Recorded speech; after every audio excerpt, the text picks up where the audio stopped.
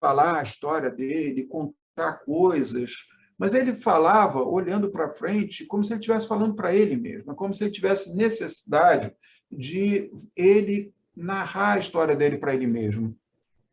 E eu ali ao lado, registrando tudo que ele ia me falando. E aí a filha dele e a neta, que é a outra que está ao lado, estavam atrás de uma janela observando, porque ela tinha muita curiosidade de ouvir o pai falar essas histórias. E elas ficaram tão encantadas que elas vieram lá de dentro da casa, sentaram em frente e ficaram ali totalmente encantadas pelas histórias que ele contava. E pela primeira vez elas ouviram ele falar isso. Então, eu ali me senti, sabe, assim, como uma pessoa que teve ali uma...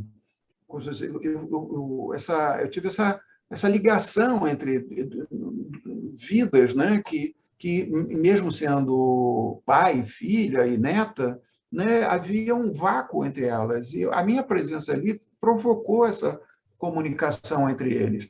E isso foi um material muito legal para o livro, porque ele contou coisas muito boas. Essa localidade, na época, não tinha carteiro, não tinha, bom, internet nem pensar, luz também era uma luz que tinha alguns momentos, desligavam depois de uma certa hora, então não tinha como eu enviar as fotografias para eles. Eu voltei 9 anos depois e levei as fotografias impressas. Ele já não estava mais vivo, né? Aí eu encontro ela, a filha, que está aqui à direita, e a outra que é prima dele, e elas me contam que depois daquele nosso encontro, ele não parou mais de falar sobre a vida no cangaço. Ele vivia contando as histórias para elas, e ele morreu logo depois. Então, quando eu entreguei as fotos para ela, ela tocava nas fotografias como se estivesse tocando no rosto dele, né? Ela é extremamente emocionada em rever o rosto dele através de fotografias, porque eles nem fotografias tinham uns dos outros, né?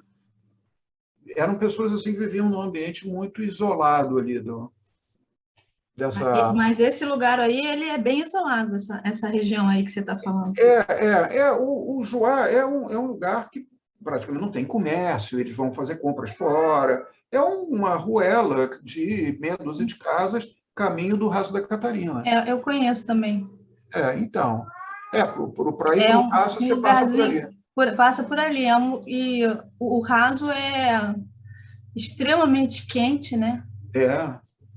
Eu lembro que o dia que eu fui ao Raso, eu só fui uma vez, 9 da manhã eu já não estava mais aguentando. Tinha chegado lá umas 5, às 9 da manhã eu já estava, tipo, derretendo por dentro. E aí parei assim numa sombra, bebi uma garrafa de 1,5 litro de água e falei assim, não, agora eu estou voltando a ser um ser, porque... Mas é muito calor, mas continua. Foi só uma os lembrança. caminhos são todos arenosos, né? É difícil passar até com um carro desses de passeio, tipo um carro baixo, você não entra lá, né? Não, eu fui com um tratorzinho que entrava lá e levava a gente. Então, esse aqui é o João Capoeira, que é irmão da cangaceira Enedina e cunhado do Cajazeira.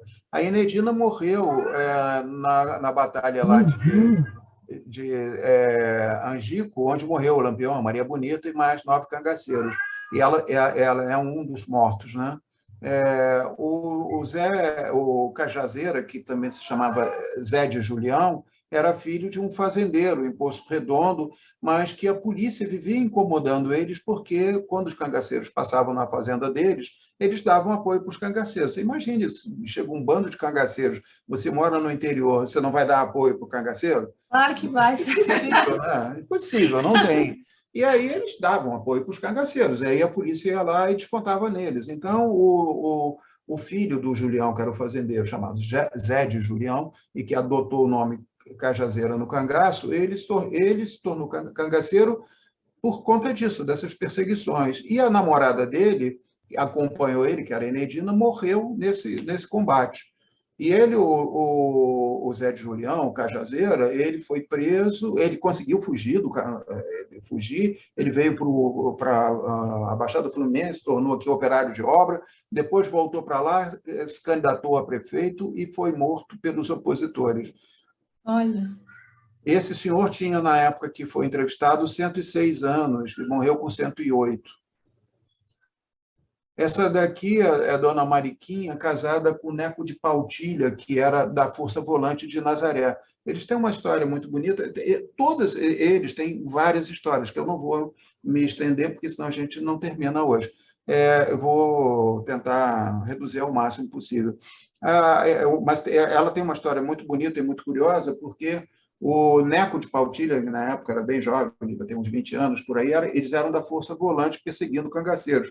E eles passam por um povoadozinho, que até hoje é um povoado chamado Caboclo, e passam ali com eles, né, armados e tudo, e na época não tinha, até hoje não tem hospedagem, pousada, nada disso. Então, eles dormiram no chão do grupo escolar. E aí, quando acordaram, estava escrito lá no quadro negro o nome dos alunos com giz. Bom, no caso, essa turma só tinha alunas, né? E ele pegou a bala do fuzil, que tinha uma ponta, era pontuda, né?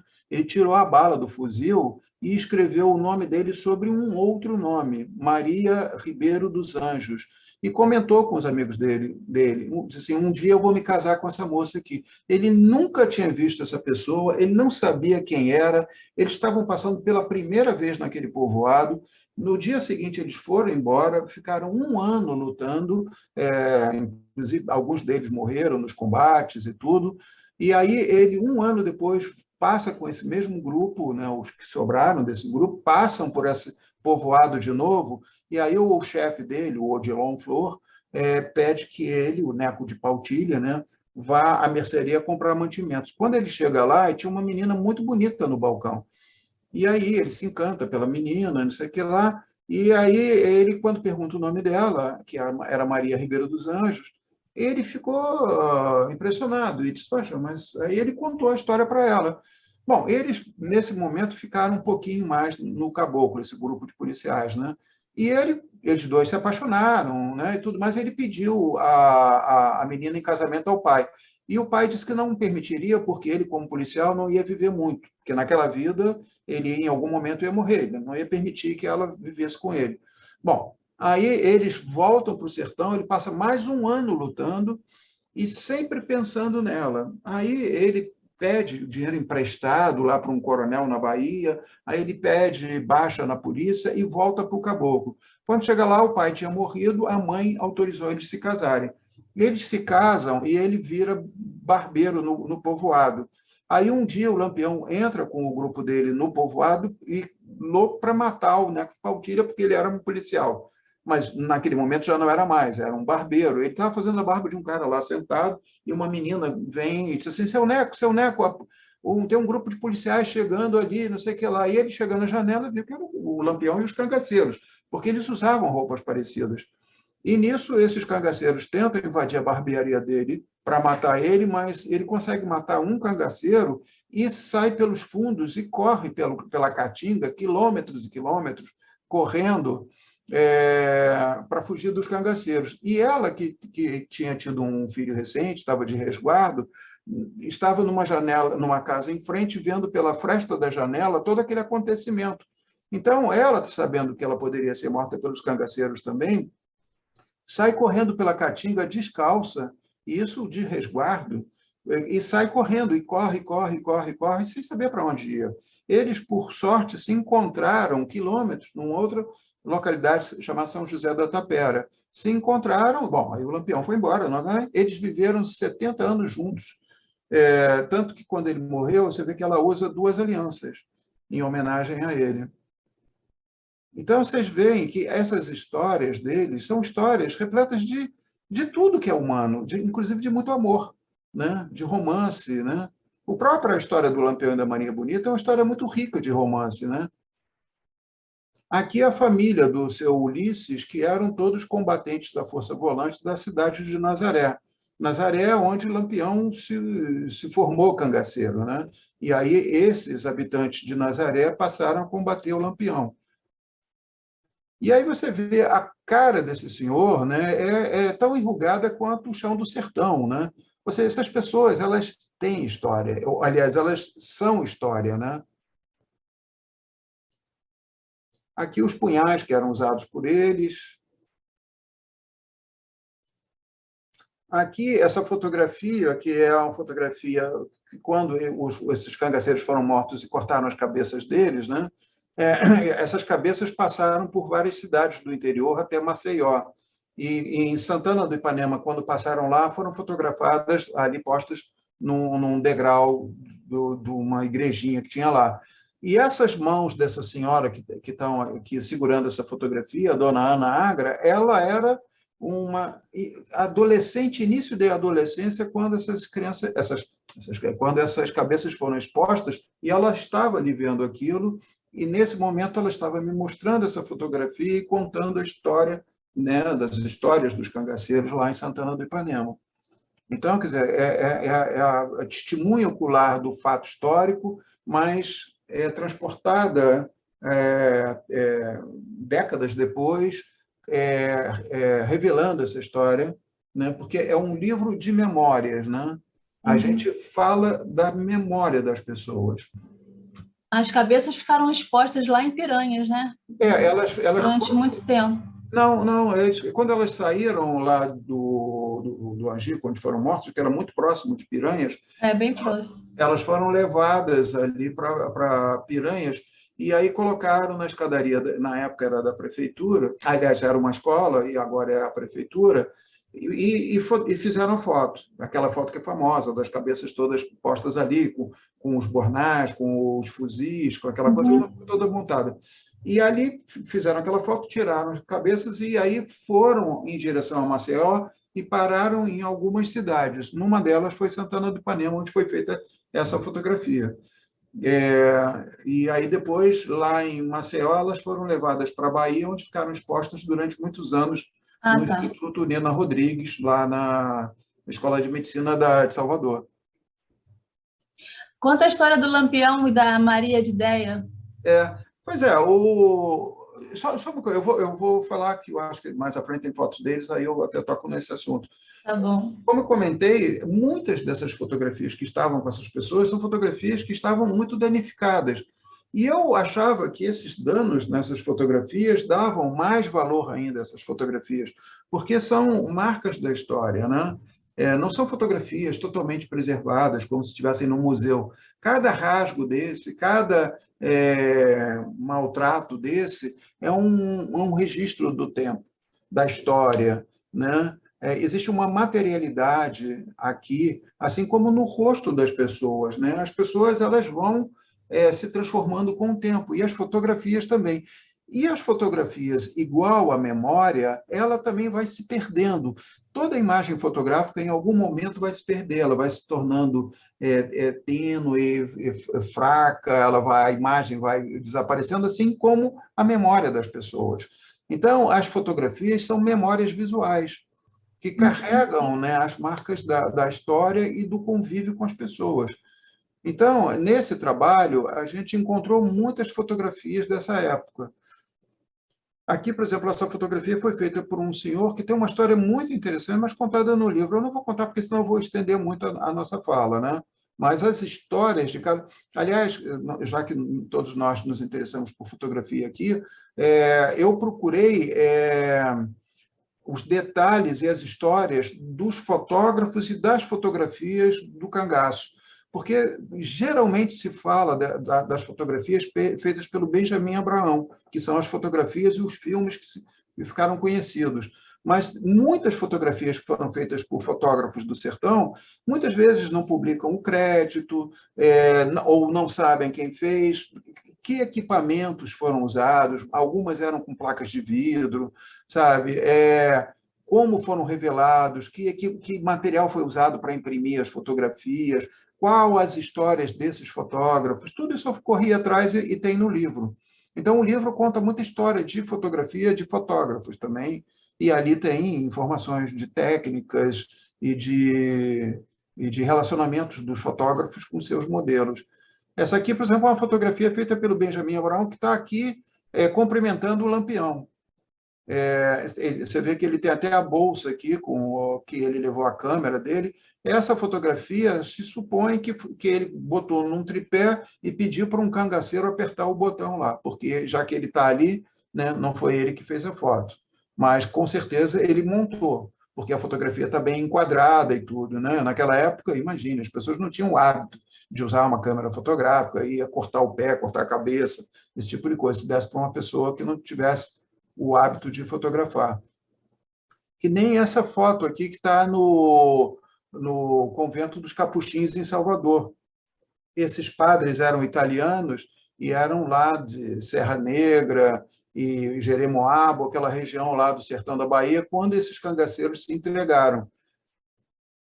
Tem uma história muito legal, essa fotografia também, que eu deixo para vocês verem no livro, se vocês quiserem os detalhes. Posso até falar também, mas eu não quero me estender muito em contando essas mesmas histórias. Essa fotografia aqui é a família inteira do Lampião. Foi feita em Juazeiro, lá onde morava o padre Cícero, porque eles, quando se transformaram em cangaceiros, a família passou a ser perseguida pela polícia.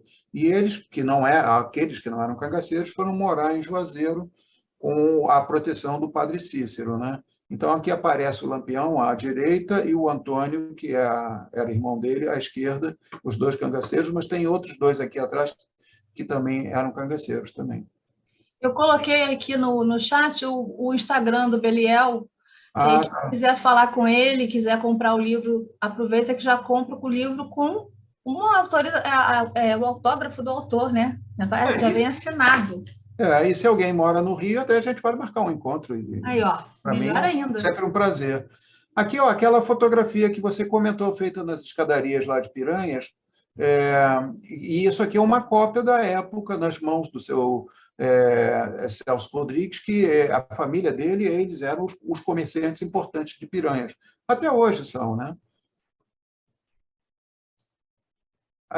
Foi feito também muita pesquisa em institutos, né? Instituto Histórico Geográfico da Bahia, Biblioteca Nacional, tudo, com jornais e documentos de época, né? Então, você vê aqui, tem uma fotografia de um cangaceiro que se entregou, o Penedinho, ele se entregou e matou o canário, e para ele se entregar, ele matou o companheiro dele, levou a cabeça como uma prova de que ele estava se entregando à polícia.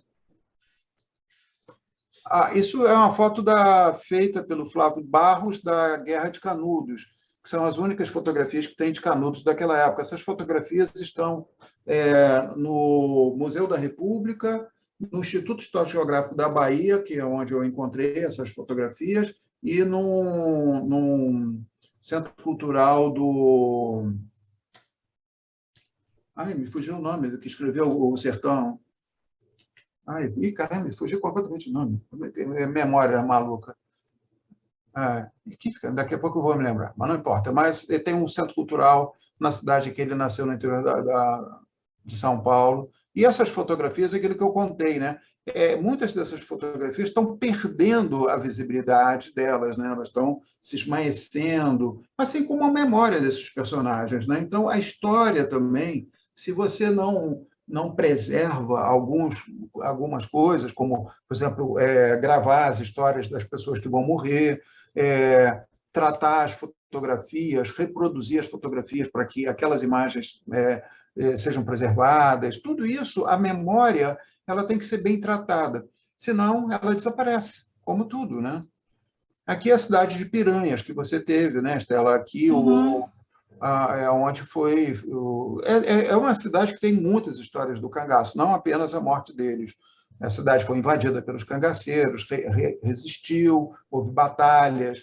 Né? Aqui é o Rio São Francisco, o Angico está aqui. Depois do outro lado. Aqui do lado de cima é Sergipe, do lado de cá é Maceió. Maceió é Alagoas. Bom, aí cenas da vida no sertão. Botei essa foto apenas para fazer um comentário, porque essa é uma foto também criada também, né? Porque é uma foto do Corisco, que é a foto feita pelo Benjamin Abraão, e o livro eu encerro com uma historinha que é muito representativa e muito interessante.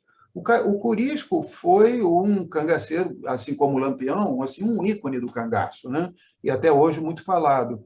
E inspirou o Glauber Rocha a fazer Deus e o Diabo na Terra do Sol e o Antônio das Mortes, o Santo Guerreiro e o Antônio das Mortes, que são dois filmes em que o Corisco é um dos personagens principais. Deus e o Diabo, ele é o personagem principal.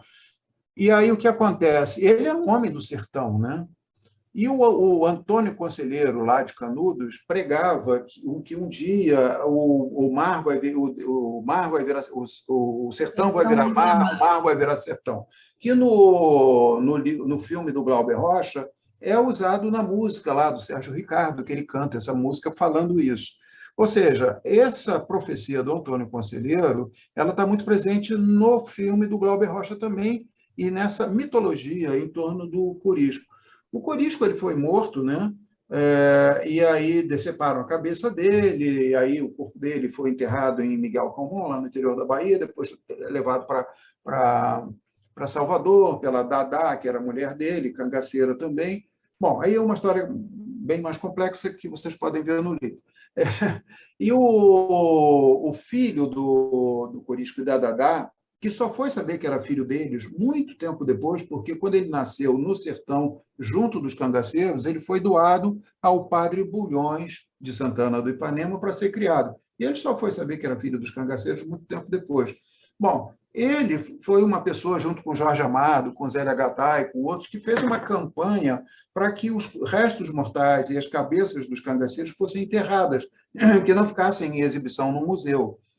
E aí elas foram enterradas em 69, mas agora, há uns 7 anos atrás, acho que foi em 2012, o Silvio Bulhões, que já quase cego naquela época, hoje ele está praticamente totalmente cego, ele pegou os restos mortais do pai dele, Corisco, que ele não conheceu, assim, a não ser como bebezinho. Ele cremou esses restos mortais, alugou uma traineira em Maceió, que ele mora em Maceió, e foi para o alto mar e jogou as cinzas do pai em alto mar. Cara, o Silvio, ele não viu o filme do Glauber Rocha, ele não conhece a música lá do Sérgio Ricardo, ele sabe por alto da Guerra de Canudos. O que ele fez inconscientemente, quer dizer, assim, sem ter essa intenção, foi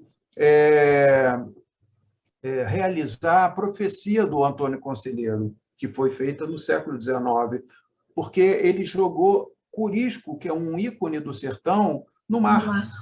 As cinzas de Corisco foram para o alto mar, que não era um ambiente dele, né? Era uma coisa que normalmente essas pessoas são enterradas lá no sertão, nunca no mar. E ele fez isso, ou seja, então eu encerro o texto do livro fazendo essa analogia do Antônio Conselheiro, da Guerra de Canudos, que foi no século passado e que terminou exatamente no ano que nasce Lampião, e Corisco, que se transforma num ídolo, num ícone do cinema brasileiro, do cinema novo, ele acaba indo para o alto mar pelas mãos do filho, sem que o filho tenha essa consciência de que havia essa profecia.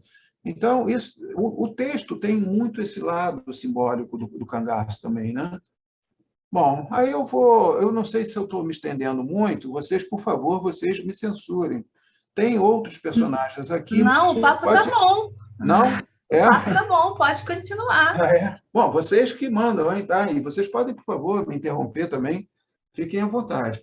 Aqui é a dona Luzia Carmina, que era sobrinha de cangaceiros. O pai dela foi morto na frente dela, porque o primo, o tio dela, que era cangaceiro,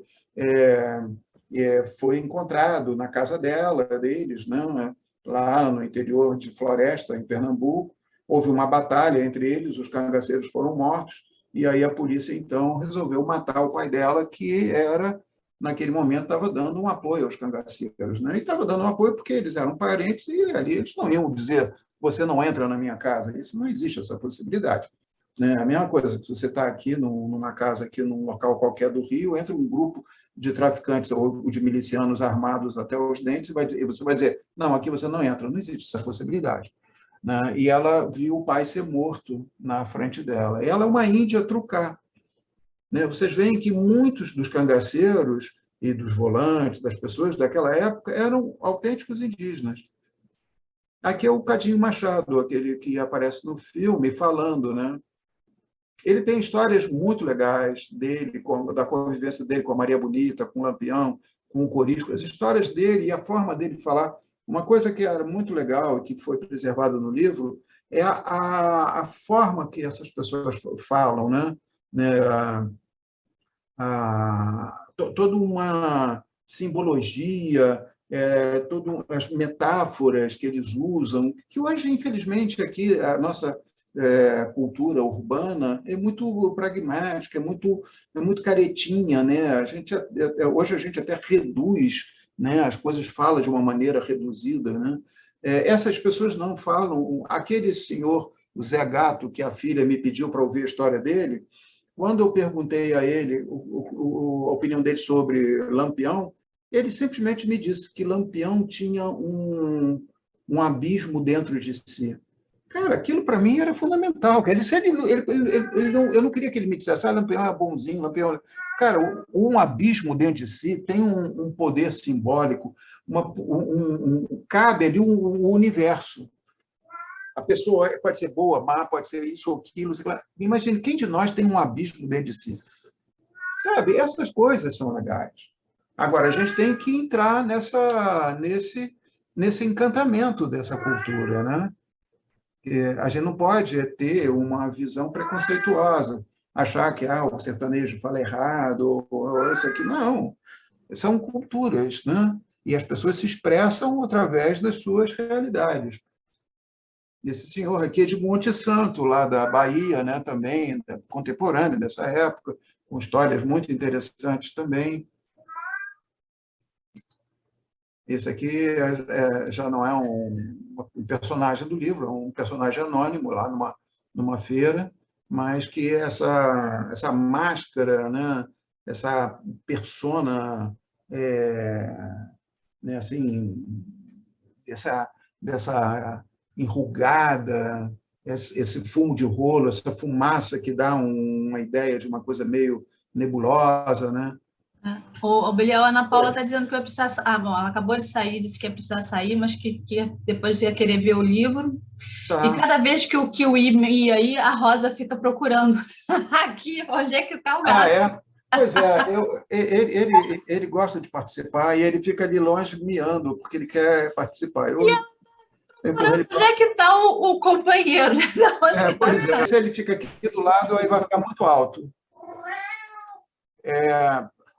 Tô só comentando. E aí?